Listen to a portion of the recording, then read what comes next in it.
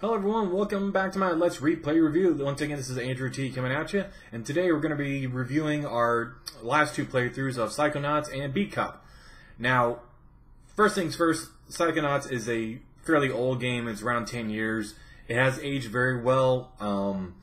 It's still very enjoyable. It's a great 3D platformer. If you've never done them before, it's a great one to get into, just because of the uniqueness of the worlds you actually go into and the collectibles that you find actually fit the world around you. And the tropes, everything, like you can't fall in water, stuff like that, they have really unique ways of explaining it. The voice acting is top-notch. The writing is top-notch. The mechanics are superb. There's been a meme about the last level, the meat circus, being way too hard. They have fixed that for the PC versions going forward, so they patched it to make it a little bit easier, so that way you're not just dying all the time and having to play perfectly every time, or have random stuff just go wrong. So, Psychonauts, I first played on Xbox when it first came out, and I loved it.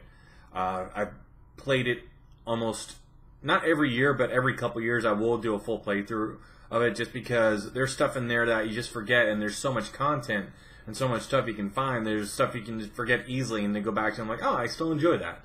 So it's a great pickup if you've never played a 3D platform before, or if you're looking to get into to try it, and you don't want to do like the old school like Crash Bandicoot or Banjo-Kazooie, where they got like 1,300 collectibles that you have to, in like 12 or 13 different kinds of collectibles. So again, a great Tim Schafer project from Double Fine. I can't say enough about it, so I'm just going to leave this one a little bit short this time. If you saw my original video, that's pretty much all I have to say about it. If I had to give it a number for a review score, I'd probably have to say around 8 out of 10, just because for the time it was like a AAA release, and it has aged very, very well. And other than that, I can't give it enough praise. So from there, we'll go on to Beat Cop, which is on a totally different other side of the coin here. Newer game, just came out less than 2 weeks ago, and it is definitely mature themed. If you've ever watched 80s cop movies or cop shows, stuff like that, you'll feel a certain sense of nostalgia, but the dialogue, it doesn't really match it. It is very enjoyable for adults, let's just put it that way, if you can take the humor with a tongue-in-cheek and it was meant, and just kind of go with it. It's got the Papers, Please vibe in that you have stuff to do every day. There's a monetary objective you have to usually meet. Other than that, it's very fun to just go through and see what you can do every day and how efficient you can be if you're into that completionist kind of mindset. Even though you can't do everything, it's fun to try for every day that you're working on the beat. The story is very good so far. You're just a detective. You got responded to a burglary, shot one suspect, another one got away, and then they said some stuff was stolen from the estate. It apparently belonged to a senator, and they couldn't prove it was you, but they busted you down to a beat cop, and that's where your story begins.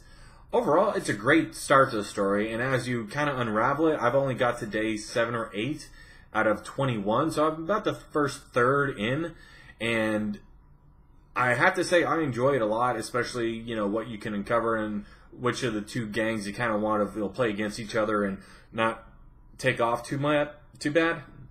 So, there's the Italian mafia, and then there's the inner city gang that you have to either...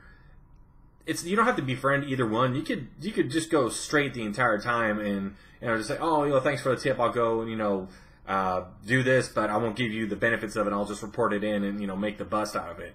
You can do that, but your points with them will go down for how much they like you. And apparently, if it goes down too far, it's very heavily implied in this game that you'll get whacked or have a drive-by or something, depending on who you tick off. So I haven't got to that point yet. I've done 1 or 2 suspect things, like a tip-off here and there, and a payoff on one just to keep the the scales a little bit balanced, but I haven't really gone that route. I'm trying to keep it as straight laced as possible for my first playthrough. Other than that, you have one street, basically. It's from left to right. It's not that big, but the things you can do on that street, every couple days they give you another thing like, hey, you don't have to do this, but your ticket quota does affect your money, and you kind of need your money for stuff in the game and outside your daily job. So it is beneficial for you to actually get funds in the game somehow, either by doing your job correctly or taking bribes for, not doing your job correctly. So, like I said, it depends on how you want to play it. There's so much replayability in this just for the first couple of days alone. I put into it, and I have to say I enjoyed it very much, but some of the language is really salty. Like, really salty. You don't want to have this game anywhere near kids that are under, like, 13, I should say. Once they've reached their 13, they should have, heard a lot of this stuff, but anything under that, you're just asking for an explanation of words and racial slurs that go way beyond, like, oh, that person was blah blah blah, but they call them blah blah blah. I'm like, I'm not gonna say it. I'm not wanting anywhere near my channel for me saying those kind of things unless I'm quoting the actual game. But yeah, it was definitely kind of uncomfortable. If I had like a little brother or sibling or a nephew or niece in the room watching it, I would not do it. I'd be like, nope, this is for private enjoyment of adults only. I would not have anyone below the age of 13 watch this game or read some of the dialogue that they have. Other than that, it's very enjoyable, but just the market for it is not all ages. Other than that, I enjoyed the crap out of it. So, for the 2D aspect of it and the pixelated aspect of it, they've done it very well.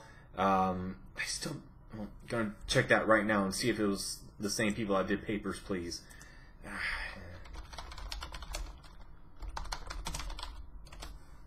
Okay.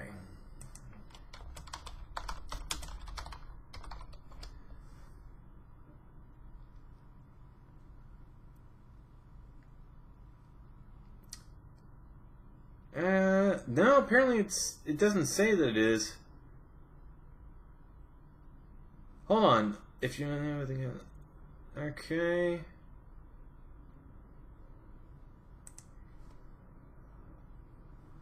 What does it say?